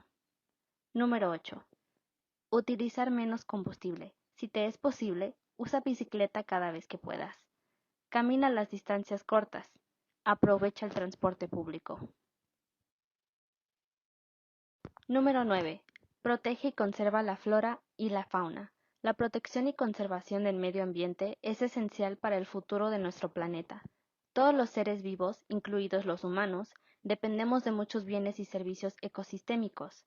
Podemos plantar árboles, sembrar arbustos, semillas, flores, mantener limpios los ríos y mares, evitar arrojar basura, pues el daño no es solo para el planeta, sino para el resto de nuestros días. Reservar y mantener limpios terrenos verdes, ya sean parques, prados, campos y demás.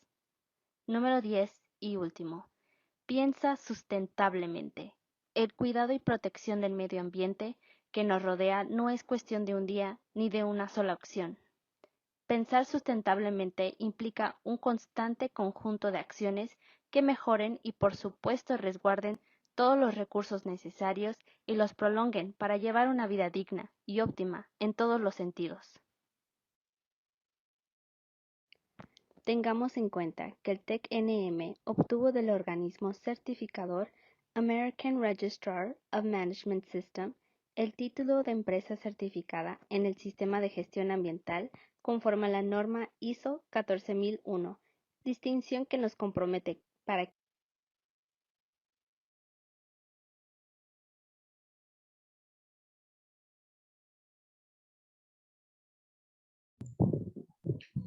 Entonces, ¿qué tal el ejemplo? ¿Qué tal el ejemplo de lo que nos presentó? Esto, más allá de ser una empresa, pues es un centro de tecnología y desarrollo en México, ¿sí? Entonces, mire cómo enfocaron su sistema de gestión ambiental y su política ambiental hacia qué, cuáles fueron los programas que empezaron a implementar, ¿sí? De pronto tienes muchos, pero bueno, debe ser que es un centro, digamos, centro de investigación o algo así, que requieren, ¿verdad? Que con uno solo se quedan cortos. Entonces, mire la implementación de todos los programas que ellos han hecho. Eso es lo que es nosotros acogernos a sistemas de gestión ambiental, ¿sí? Un ejemplo que colocó un compañero suyo en clase y era, fíjense el tema puntual de las bolsas y de los plásticos de un solo uso. El compañero decía, imagínense que fui con mi mamá a un supermercado y nos llevamos a un supermercado, no mentira, a una plaza de mercado, ¿sí? Fueron al mercado. Él dice que, sí, a una plaza de mercado, un mercadito campesino, algo así. Y él se fue con la mamá. Y la mamá llevaba su bolsa de esas que le dan o que uno compra en el supermercado porque son reutilizables, etcétera, etcétera. Y la mamá iba muy contenta con su bolsa y llegó. Y la mamá fue a comprar un poquito de verduras y frutas. Entonces, me da una libra de maracuyá. La libra de maracuyá, se la metieron en una bolsita. Me das una libra de zanahoria, una libra de papa, una libra de yuca, una libra de esto, una libra de lo otro.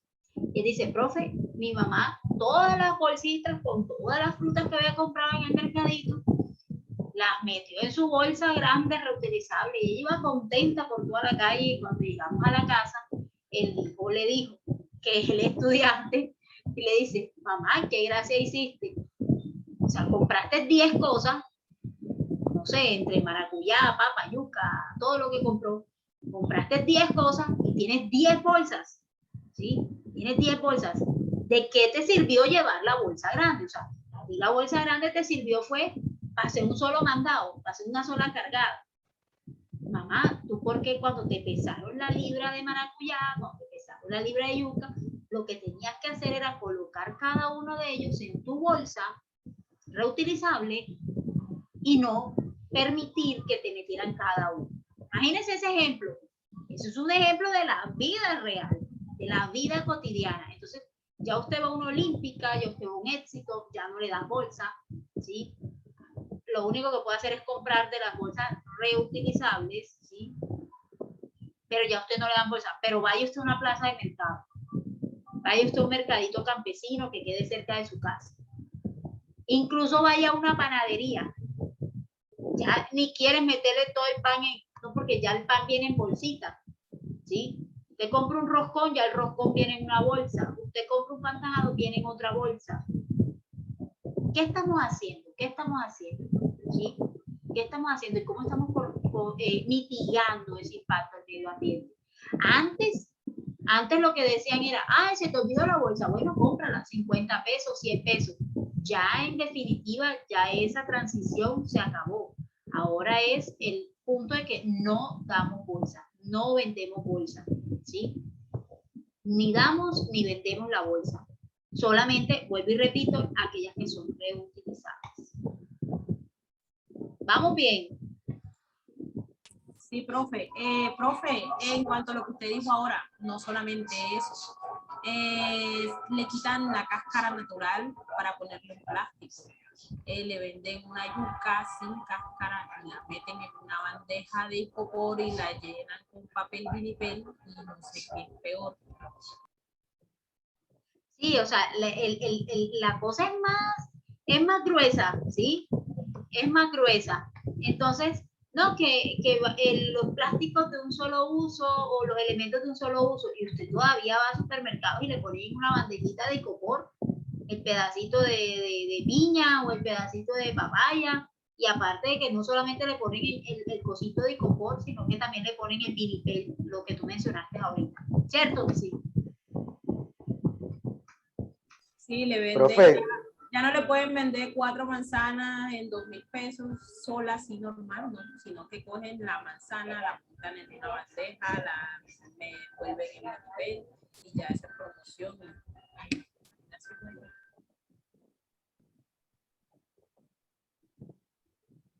¿Sí? ¿Quién estaba hablando? Profe, pero no nos vamos muy lejos. Santa Marta, con la cuestión del agua potable, mire que allá la mayoría tienen que abastecerse comprando bolsas de agua. Yo ahora estoy, bueno, yo viví en Santa Marta y trabajé con una constructora donde todo el agua ya es con bolsa, ya repartían bolsas en la mañana y en la tarde y eran aproximadamente, póngale usted que nosotros pues abastecíamos a 150 trabajadores y a cada trabajador se le daba de 15 a 20 bolsas de agua diario. La paca de agua de Cuarticos, yo trabajé en una envasadora de agua acá en Santa Marta, muy conocida, por cierto, y con un buen sistema de producción, siempre vigilados por el INVIMA. Más bien, yo creo que, mejor dicho, no nos salvábamos de una visita de INVIMA, siempre estábamos ahí, ese era un nervio latente que teníamos. Y la paca de Cuarticos viene por 40 unidades, ¿sí? Viene por 40 unidades, o sea, imagínense cuántas bolsitas, ¿sí? Imagínense cuántas bolsitas se estaban generando. Entonces, de hecho, yo en mi casa compro agua, ¿sí? El agua que es para consumo, para hacerle el jugo, para hacer el café, para tomar, es agua que compro, ¿sí? Agua que compro porque conozco de fondo esta problemática. Yo fui analista de laboratorio de aguas por muchos años y pues conozco la realidad de Santa Marta, conozco el antes, el durante y todavía lo que sigue siendo el durante de lo que tiene que ver con el acueducto en Santa Marta, esas transiciones que ha tenido. Conocí cuando era Metroagua, cuando fue Veolia, ahora es Smart, y esas transiciones pues no han sido buenas para lo que tiene que ver con calidad de agua en Santa Marta. Bueno, para no desajustarnos de la temática y para poder irle dando cierre a la primera unidad, vamos a hablar un poquito de lo que es el impacto ambiental y el tema que le afecta directamente, que es la capacidad empresarial. Todo el tema del impacto ambiental, o sea, lo que hacemos con el ambiente, ¿por qué se ha visto afectado? Por ese mismo desarrollo y consumismo, ¿sí? Por esa misma competitividad en el sector productivo, que no es más que aquí se desarrollan 3 ítems y uno diría, bueno, ¿por qué sacaron esos 3 ítems si habría muchos más? Estos son los más impactantes, ¿sí? La falta de calidad, la falta de trabajar con sistemas de gestión de calidad, la falta de trabajar con sistemas de gestión ambiental, ¿sí? La falta de trabajar de manera organizada. Vea, trabajar con calidad cuesta. Entonces, pasa y es lo siguiente, que cuesta, entonces lo evito. Cuesta, entonces no lo aplico. Cuesta y no lo implemento. Pero al final del día, ¿sí?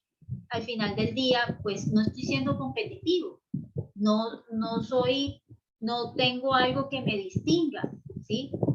Entonces hay falta de trabajar con calidad a lo largo de esa cadena de producción, ¿sí? Sea cual sea la cadena de producción, ya sea producción agrícola, producción alimentaria, producción industrial, sea cual sea esa producción, ¿sí? Hay una falta de trabajar a manera de la luz, ¿sí? O bajo la luz de un sistema de gestión de calidad. Otro sería mayores costos, imagínense. Montar un sistema de gestión de calidad no es fácil, ¿sí? Disminuir ese impacto al ambiente tampoco lo es, ¿ya? Y por eso nos genera costos elevados el tratar de hacer remediación en ambientes contaminados. O sea, pero nos resulta fácil contaminar, pero luego para, como dice uno, solucionar eso que hizo con la mano y lo borró con el codo, ¿verdad? Es bastante complicado entrar a hacer acciones de remediación de ambientes contaminados y es costoso. Pero nosotros debemos revisar primeramente que si yo decido aumentar mi capacidad a nivel de empresa, ¿sí? A nivel de producción, pues debo estar pendiente de que el impacto ambiental que genere sea el mínimo. Y tercero, dice efectos sobre la productividad laboral derivados de la calidad del medio ambiente. También hay otra cosa y es en qué condiciones se encuentra nuestro medio, ¿sí? Y cómo le va a afectar esa productividad a mi medio. Caso puntual, el que coloqué yo ahorita de una zona franca, ¿sí? Ahí aumentó la productividad laboral, pero a costillas de la calidad del medio ambiente. También afectan la competitividad, la inestabilidad en el marco regulatorio en materia ambiental y de esos vacíos de políticas y de normas. A veces esos vacíos nos cuestan, ¿sí? Nos cuestan. ¿Por qué? Porque evadimos la norma, ¿ya? Evadimos la norma y somos especialistas en buscar evadir normas, evadir nuestras responsabilidades. Hay algo muy interesante, dice la poca fiscalización por parte de las autoridades. Entonces, imagínense, el niño que llora y la mamá que lo pellizca. Tras de que la gente no hace las cosas como son, va usted y las entidades no tienen gente, y si tienen gente, salen con esas cosas, como la que le dijeron a la señora del restaurante, con una caneca con bolsa roja en el baño, ¿sí? Entonces, hay poca fiscalización, o sea, hay poca supervisión de parte de las autoridades sanitarias, en este caso, o de autoridades ambientales, ¿sí? En cómo están trabajando las empresas, en cómo están esos ambientes, ¿ah? No hay control, ¿sí? No hay un control, y si lo hay, es muy mínimo. Y vuelvo y repito la palabra mágica que dije al principio, que resumía todo el tema de implementación de políticas a nivel nacional, ¿ya? ¿Puede influir en qué? En costos adicionales, en que deben incurrir las empresas para demostrar que su producto sí está generando una producción más limpia, sí está siendo amigable con el medio ambiente y por el contrario propende en el cuidado que debemos tener. Está mitigando ese impacto ambiental, está disminuyendo riesgos de contaminación, ¿sí? Pero todo eso cuesta.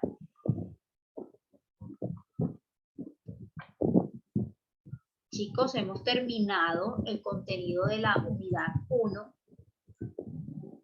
y acá empezamos con el debate de dudas, preguntas e inquietudes.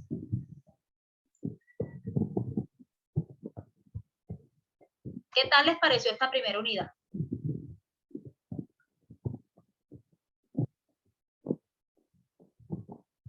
Ya empezaron a salirse.